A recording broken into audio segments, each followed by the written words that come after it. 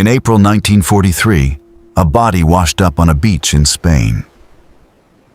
A British military officer, drowned, documents still chained to his wrist. Spanish authorities recovered the body and quietly, carefully, made sure German intelligence got a look at what he was carrying. Inside those documents, top secret plans revealing where the Allies were about to invade Europe. The Germans took the bait. They redirected entire divisions. They prepared for an invasion that was never coming. Because the man on that beach was never a real officer. He had no military career, no family waiting for him. He had been dead for weeks before he ever touched the water.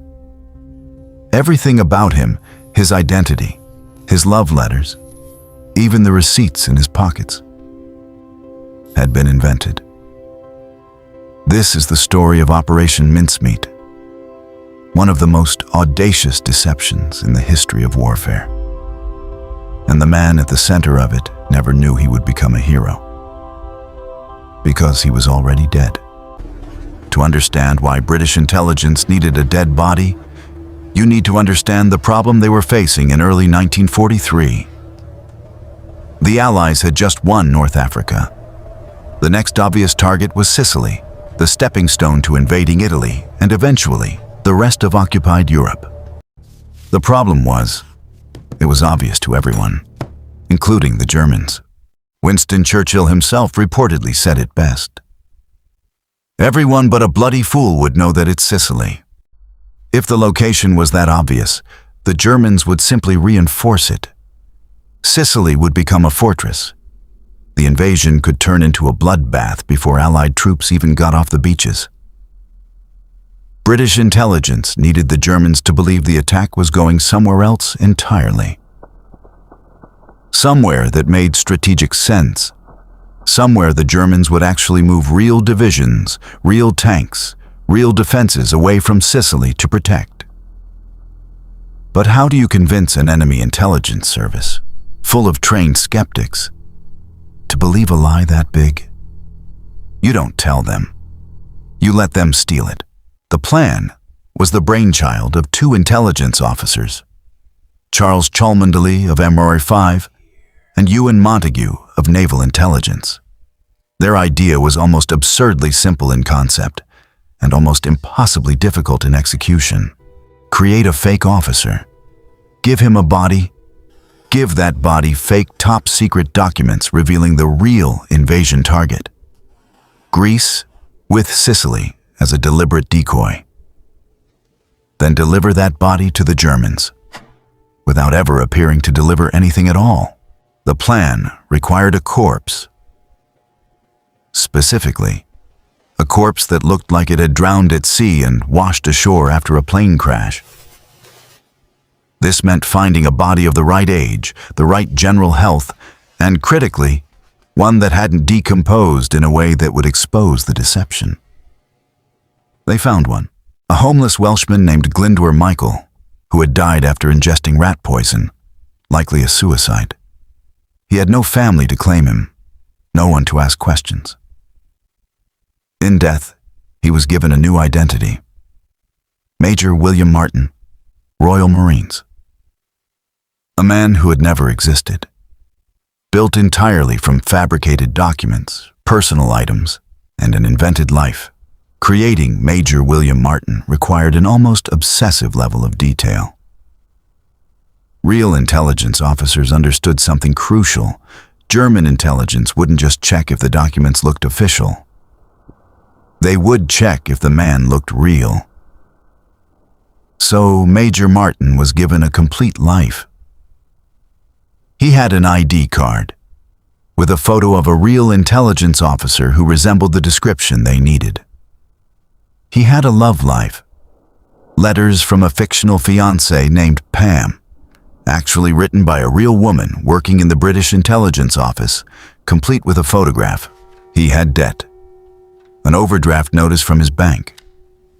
Because what officer doesn't have money troubles? He had a stern letter from his father about his finances.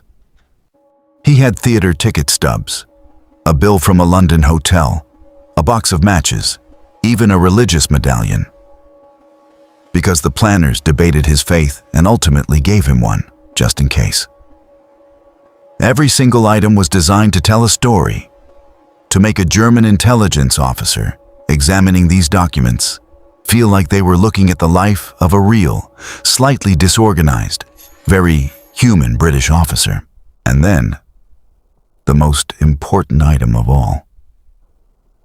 A locked briefcase, chained to his wrist, containing a personal letter from a British general to another general in North Africa.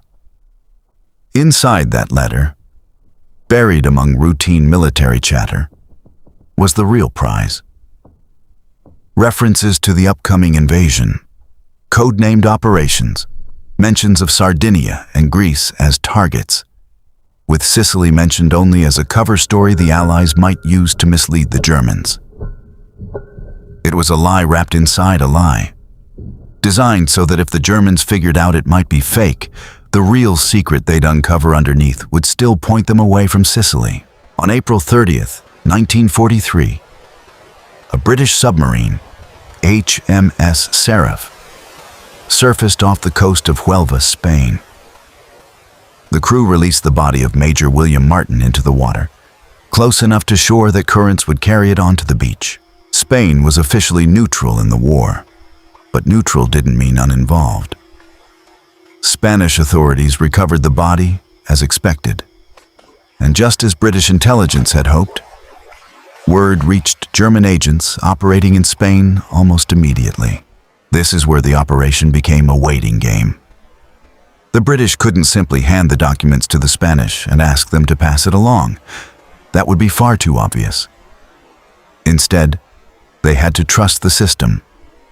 Trust that Spanish officials, sympathetic to Germany, but bound by the formalities of neutrality, would examine the documents, photograph them, and discreetly share copies with German intelligence before returning the original briefcase to the British through official channels. For days, British intelligence didn't know if it had worked. The briefcase came back. The documents appeared to be untouched, properly sealed, properly preserved. But British forensics teams checked anyway, and they found something that made the entire operation worthwhile. The letters had been removed from their envelopes, read, and carefully refolded, but not quite correctly. A forensic examiner could tell the documents had been opened. The Germans had taken the bait. What happened next played out exactly as British intelligence had hoped, and in some ways, even better. German intelligence took the documents seriously. Reports were sent up the chain of command, all the way to Hitler himself. Hitler became convinced that Greece, and possibly Sardinia, were the real Allied targets, with Sicily as a likely diversion. German forces began to shift. Additional divisions were sent to Greece. Defenses were reinforced. Minefields were laid along Greek coastlines. A German field marshal was even dispatched to oversee defenses in the region. Crucially, these were resources that could have gone to defending Sicily. On July 9, 1943, the actual invasion began. Allied forces landed in Sicily. German and Italian defenses, while still formidable, were notably weaker than they could have been. Some historians estimate the deception may have saved thousands of Allied lives by drawing critical defenses away at the crucial moment. The invasion succeeded. Sicily fell within weeks. It became the launching point for the invasion of mainland Italy. And the man who made it possible, Glyndwr Michael, the homeless Welshman who had died largely forgotten, was buried in Spain under the name Major William Martin, with full military honors. His real identity remained classified for decades. It wasn't until 1996 that his actual name was added to his gravestone, acknowledging, finally, who he really was. Operation Mincemeat is often cited as one of the most successful deception operations in military history. A man who never volunteered for anything, who never wore a uniform, who never knew his death would become one of the most consequential acts of the Second World War. A fake fiancé, a fake debt, a fake life, built with such care that an enemy intelligence service handed it straight to Hitler. And it worked. Sicily fell. Italy was opened up. And thousands of soldiers who might have died on those beaches didn't. Because of a dead man, a briefcase, and one of the strangest, most brilliant lies ever told. If this story surprised you, share it with someone who loves a good twist. Subscribe for more untold military history every week. And let me know in the comments, do you think deception like this still happens today? Where do you think the next Operation Mincemeat might be hiding? I'll see you in the next one.